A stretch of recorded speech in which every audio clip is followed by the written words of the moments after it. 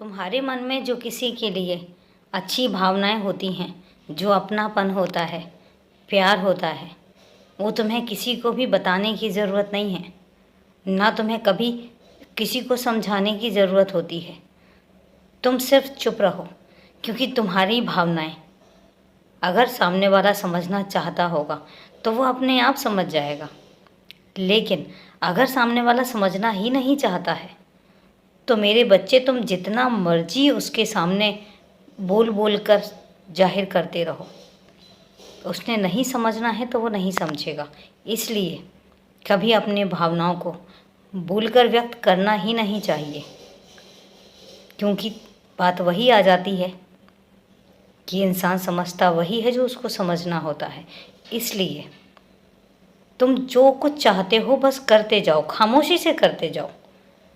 शोर करने तो दो तुम्हारी तरक्की को, शोर करने तो दो तुम्हारी सफलताओं को, लेकिन तुम खामोशी से अपनी मेहनत करते चले जाओ।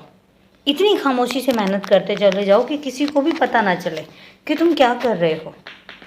क्योंकि एक दिन जब तुम सफलताओं में होगे तब तुम्हारी सफलताएं अपने आप शोर मचाना शुरू कर देंगी।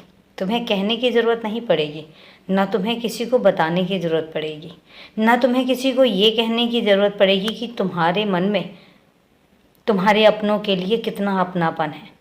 उनको उस समय तुम्हारा अपनापन भी दिखेगा, तुम्हारा प्यार भी दिखेगा और तुम्हारे लिए भावनाएं भी उत्पन्न होंगी। वो सब समझेंगे जब वो समझना चाहते होंगे। इसलिए ज़बरदस्ती ना तो तुम किसी को समझाओ और ना ही तुम्हें समझाने की ज़रूरत है, और ना ही तुम्हें सामने वाले को कुछ भी सीख देने की ज़रूरत है। मुझे पता है कि तुम चिंतित हो, मुझे पता है कि तुम कुछ अपने हैं तुम्हारे जिनके लिए तुम बहुत ज़्यादा चिंता में आ जाते हो। लेकिन तुम्हें एक बात कहता हूँ, जो लोग समझना ही नहीं चाहते उनको तुम कितना समझाओगे।